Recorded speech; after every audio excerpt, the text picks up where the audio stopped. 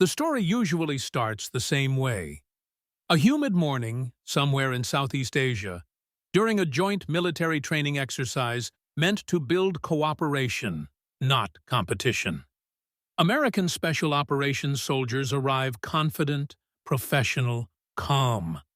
Among them are operators from one of the most elite units in the world. Men who have trained for decades, survived the hardest selections, and fought in real wars. On the other side are Filipino Special Forces, soldiers shaped by jungles, mountains, typhoons, and an entirely different kind of battlefield. This was never supposed to be a contest, but pride has a way of quietly entering the room. Someone jokes. Someone else laughs. A casual comment turns into friendly trash talk. Not hostile, not disrespectful, just soldiers being soldiers. At some point, a wager is mentioned. $10,000. Not officially, not on paper, but spoken in that half-serious tone that says, everyone is paying attention. The idea is simple. A short series of simulated engagements, training scenarios designed to test tactics, awareness, and adaptability. No live ammunition, no real enemies, just skill against skill. What many people don't understand is that special forces are not built the same everywhere. American units train with advanced technology, overwhelming logistics, air support, satellites, drones, and precision. Filipino Special Forces grow up training with less. Less gear, less money, less margin for error. They learn to rely on terrain, instinct, patience, and silence. They train in jungles where visibility is measured in meters, not miles. They learn to listen more than they speak. The first scenario begins before sunrise. Dense vegetation, thick air, the kind of heat that drains you before the day even starts.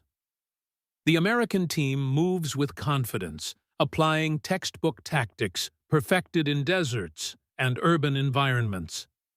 The Filipino team melts into the terrain almost immediately. They don't rush. They don't chase. They wait. Minutes pass. Then silence breaks. One by one, American operators are tagged out in the exercise. No one saw the first approach. No one heard movement. The engagement ends faster than expected. There is surprise, but also curiosity. Laughter follows. "Lucky round," someone says. The bet suddenly feels less like a joke. The second scenario shifts terrain. Slight elevation, thicker brush, uneven ground. This time, the Americans adjust. Better spacing, slower movement, more scanning. The Filipino soldiers adjust too, but differently. They don't mirror tactics. They counter them. They exploit habits. They read body language, foot placement, breathing patterns. They've spent their careers fighting insurgents who survive by never being seen. Again, the result is unexpected. Clean execution, minimal movement, maximum efficiency. The score quietly changes. No one announces it. Everyone knows. As the exercises continue, something changes in the atmosphere. The joking stops. Helmets come off between rounds, sweat pouring down faces. Respect replaces confidence. Questions start forming, though few are spoken. How are they doing this? Where are they coming from? Why can't we see them?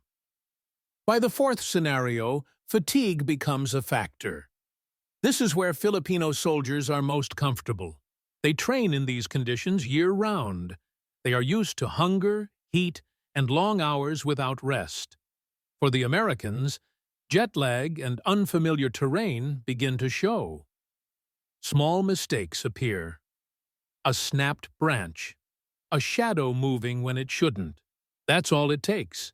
Each engagement ends the same way. Quietly, efficiently, no celebration, no taunting. Just a nod, a handshake, a reset. The scoreboard becomes impossible to ignore, 0-7. By the final scenario, no one is thinking about money anymore. The bet has become irrelevant. What matters now is understanding, learning, respect. The Americans are not angry. They are not humiliated. They are professionals, and professionals recognize excellence when they see it. After the exercises conclude, there is no announcement, no victory speech. Equipment is packed away. Soldiers sit together, sharing water, stories, and smiles. Techniques are discussed. Mistakes are acknowledged. Lessons are absorbed. This is what real military cooperation looks like. Later, back at camp, someone mentions the wager again. It's met with laughter. The money is never officially exchanged. It doesn't need to be. The lesson was worth far more. The Filipino Special Forces returned to their routines, back to quiet training, real-world missions, and environments that rarely make headlines.